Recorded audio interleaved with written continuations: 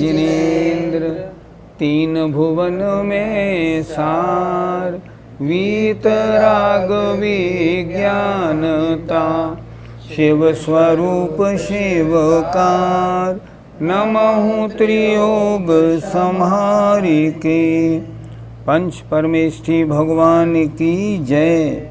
संत शिरोमणि आचार्य विद्यासागर जी महाराज की जय। आज जो पहले 4 लाइन पढ़ाई जाएंगी उसमें ये बताया जाएगा कि जब ये आत्मा सिद्ध या मुक्त अवस्था को प्राप्त हो जाती है तब वहाँ करती क्या है।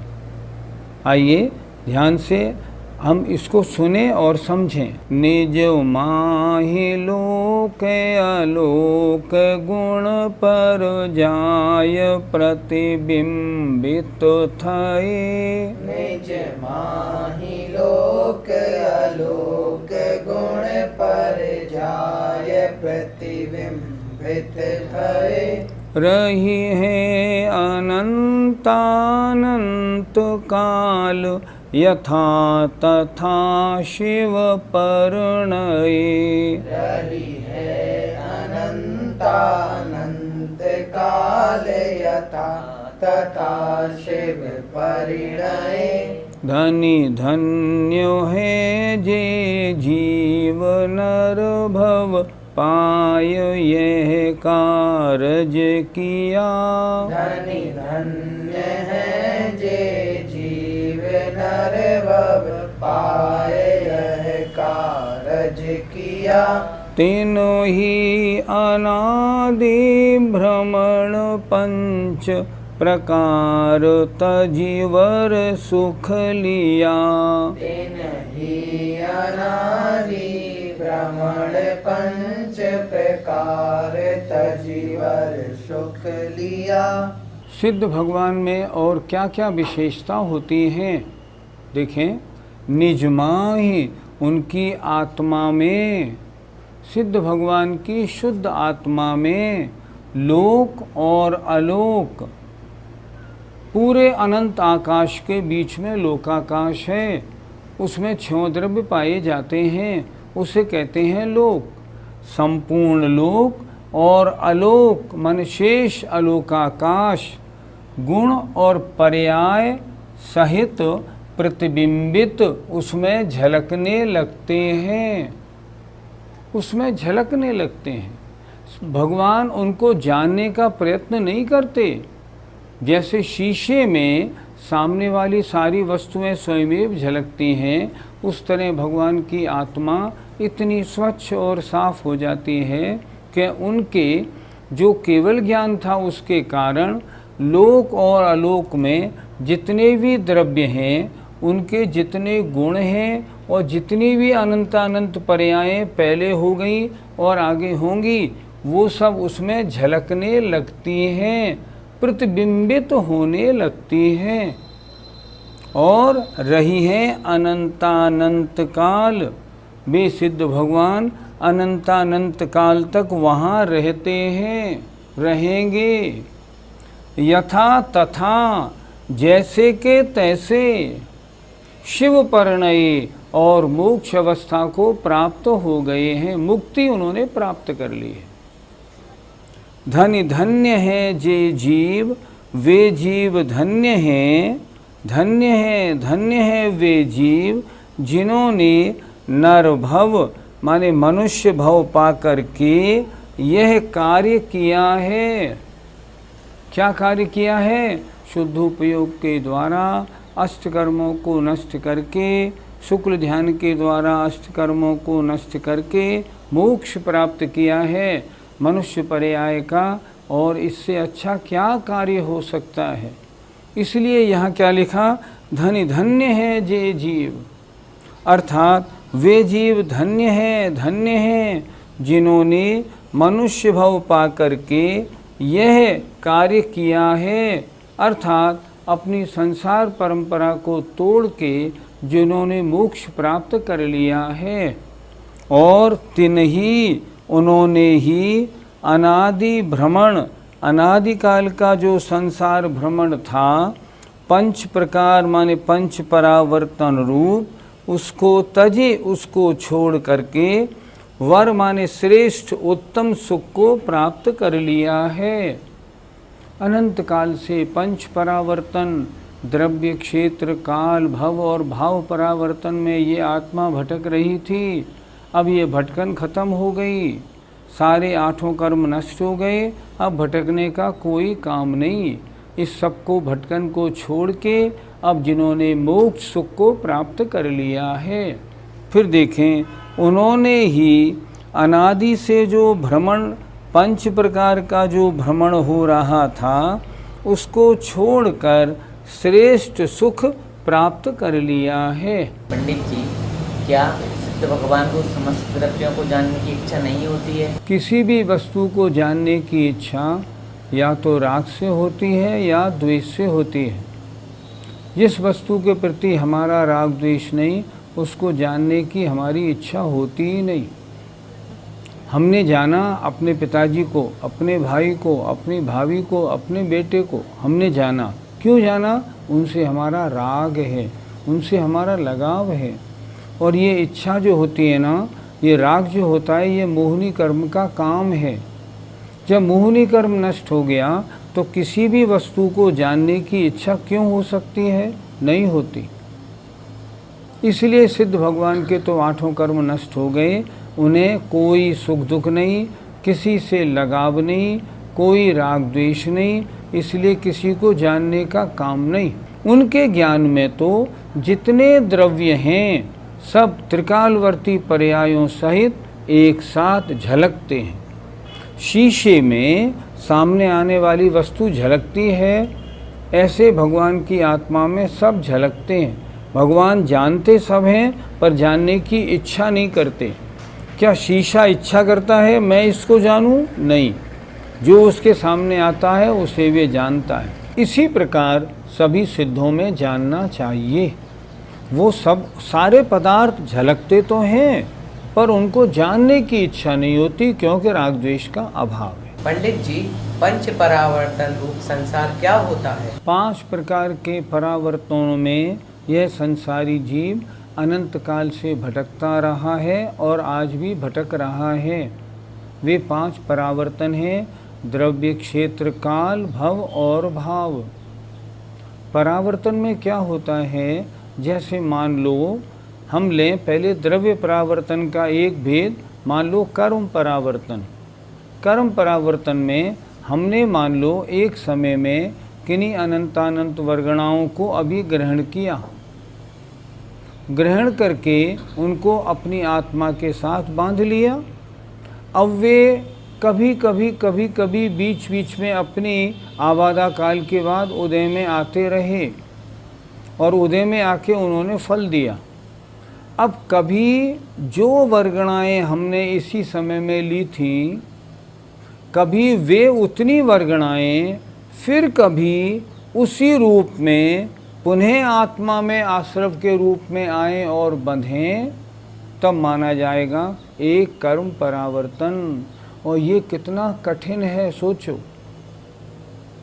ये समझो जैसे आपने आज दूध पिया और दूध पीने से खून, मांस, हड्डी सब बना। अब उसके बाद जब वे परमाणु जो खून, हड्डी, मांस रूप परिणमन कर गए थे, वे परमाणु पुनः भूसा बने। भूसा बनने के बाद गाय खाए, फिर वो दूध बने और फिर आप उस दूध को पिएं, उतना दूध वैसा ही पिएं, तब एक परावर्तन माना जाता है। और ये बहुत समय में हो पाता है। कैसे हो पाएगा? तो पंच परावर्तन में अनंतानंत काल लगता है, इसमें ही वो जीव भटकता रहता है। उसे सब पर्याय प्राप्त करनी है, सब पर्याप्तियों की आयु प्राप्त करनी है, सब स्थानों में जन्म लेना है, इतना सब कर लेगा तब उसका एक पंच परावर्तन माना जाएगा। इसमें कितना समय लगता है? अनंतानंत काल लगता है। ये क्या है? हमारे और आपके संसार भ्रमण की कहानी है।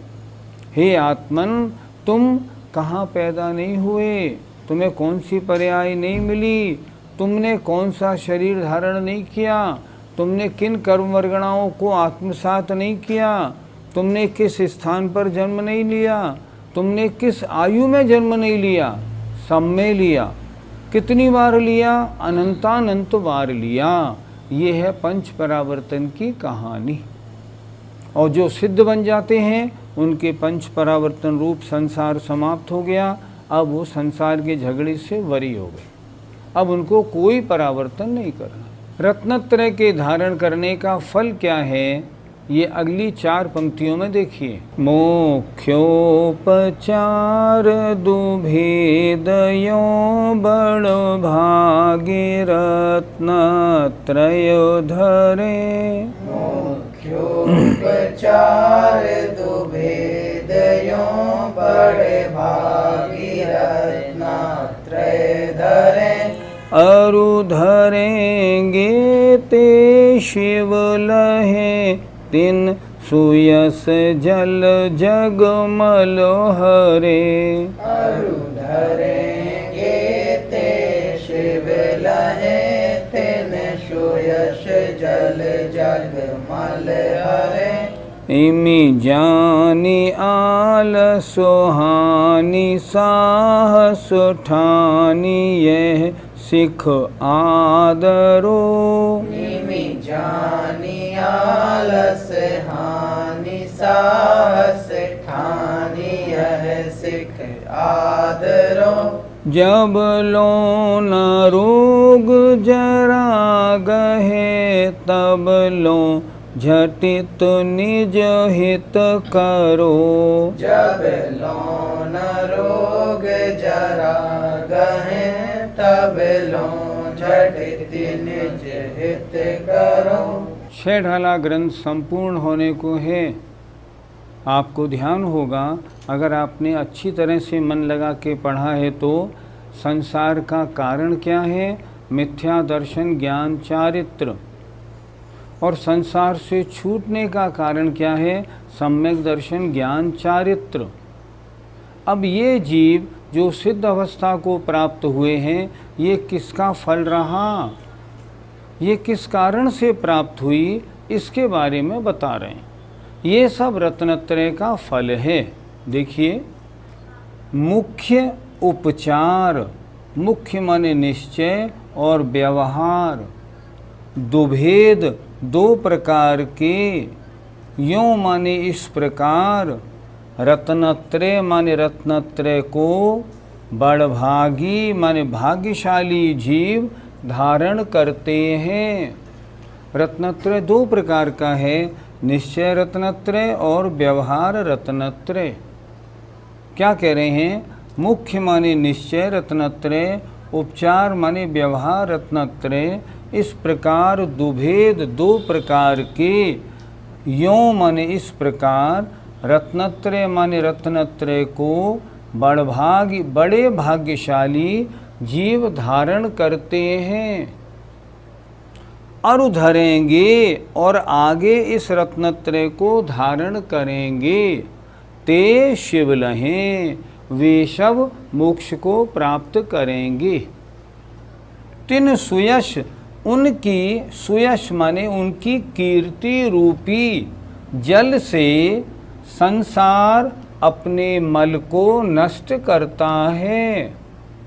जब वो शिव को मोक्ष को प्राप्त कर लेंगे तो हम जैसे अज्ञानी मूढ़ संसारी जीव उनका गुणगान करके अपने आत्मा के साथ लगे हुए कर्म मल को नष्ट कर लेंगे।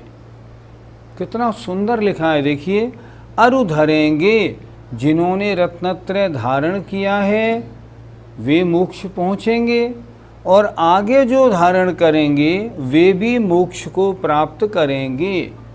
और उनके सुयश माने उनकी कीर्ति रूपी जो जल है ना, भगवान कैसे हैं, ऐसे हैं। उनका कीर्ति रूपी जल संसारी जीवों के कर्म मल को हरेगा, हरता है।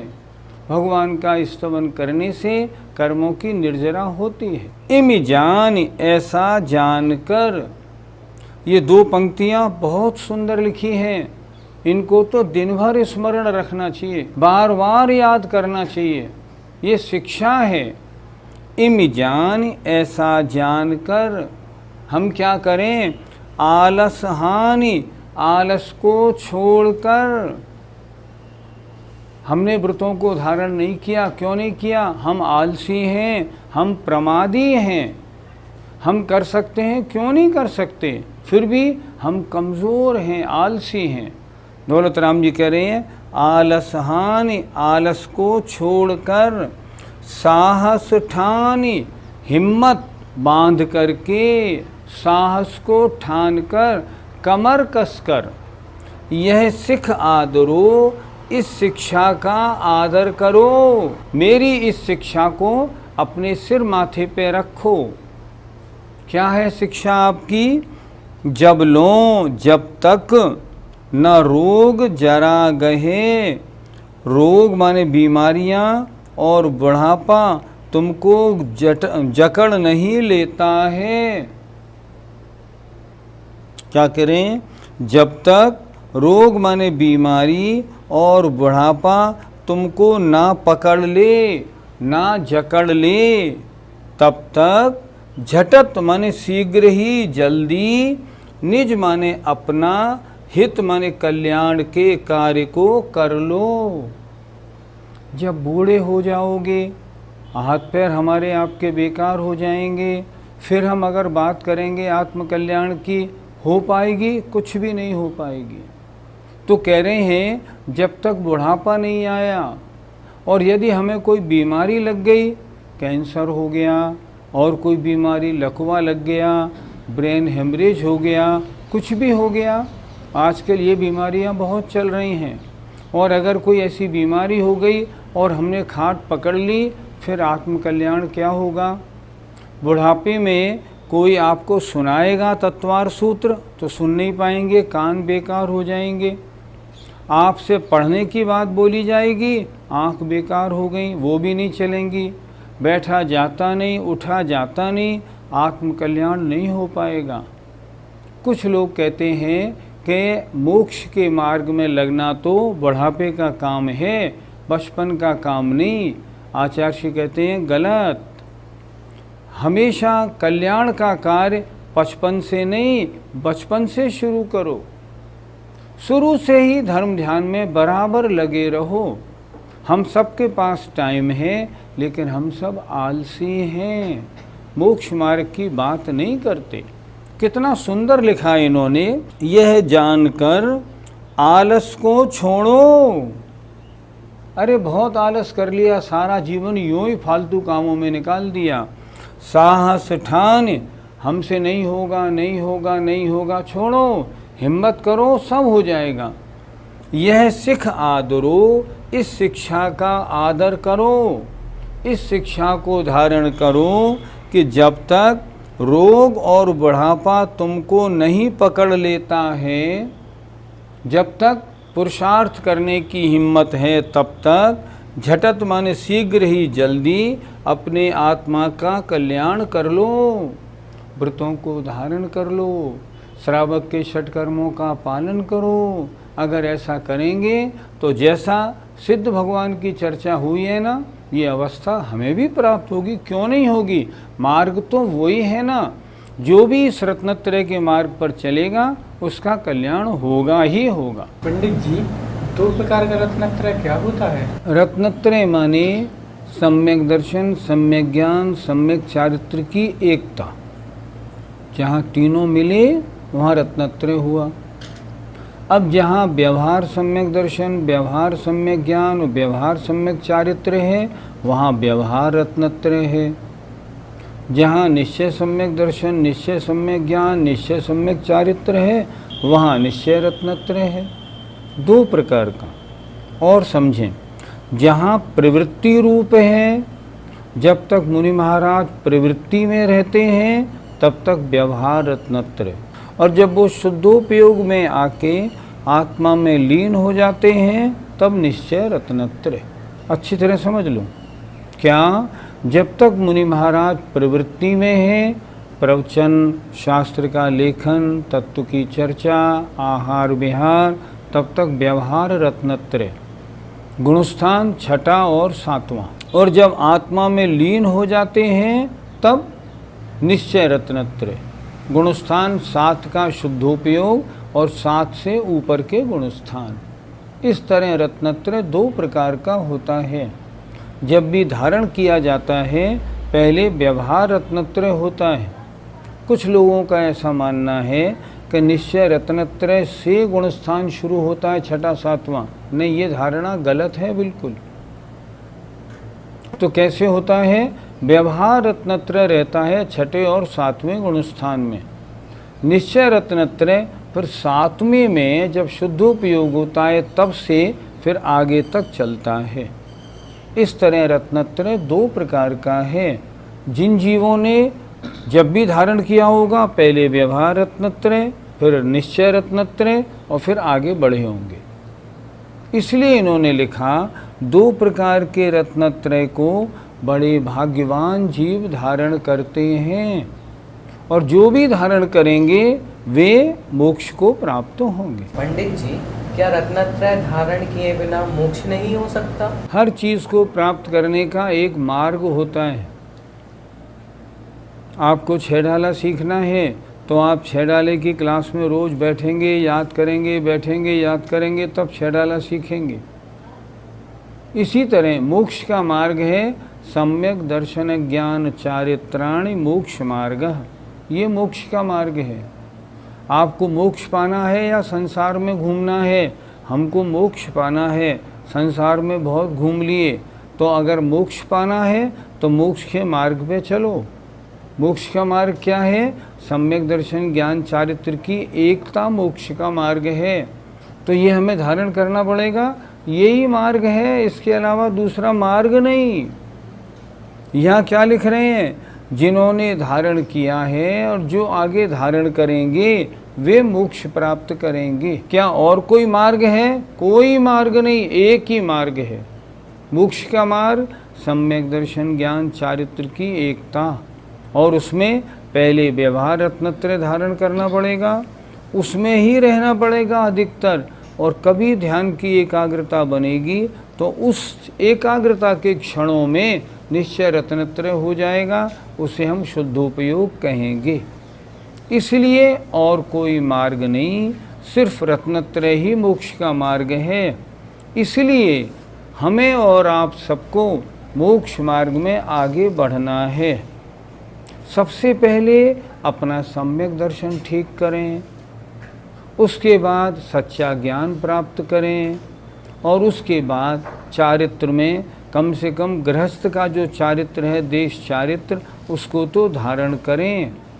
बिना चारित्र धारण किए अगर हमारा अंतिम समय आ गया तो ये पर्याय बेकार हो जाएगी। केवल पढ़ने से काम नहीं बनता। आजकल कुछ लोग ऐसे हो गए हैं जो दिन भर स्वाध्याय तो करते हैं, व्रतों को धारण नहीं करते। उनका स्वाध्याय करना ऐसा है जैसे बकरे के गले में थन, तो उस थनों को निचोड़ो तो उसमें से दूध नहीं निकलता। ऐसे नहीं, आप पढ़ते चलिए और बढ़ते चलिए। टोडरमल जी ने लिखा है स्वाध्यायी 2 प्रकार के हों, भोगार्थी और धर्मार्थी। जो सांसारिक अपनी आमदनी आदि के लिए स्वाध्याय करते हैं वो भोगार्थी हैं, पैसा कमाने को। और जो आत्मकल्याण के लिए स्वाध्याय करते हैं वे तो पढ़ते चलें और त्याग करते चलें। इसलिए स्वाध्याय का आनंद है, प्रवचन सुनने का आनंद है, हमारी क्लास में बैठने का आनंद है। हम सुनते चलें, अपना मन बनाते चलें और आगे बढ़ते चलें। आपको और हमें सबको रत्नत्रय की प्राप्ति हो, इसी भावना के साथ जय जिनेंद्र।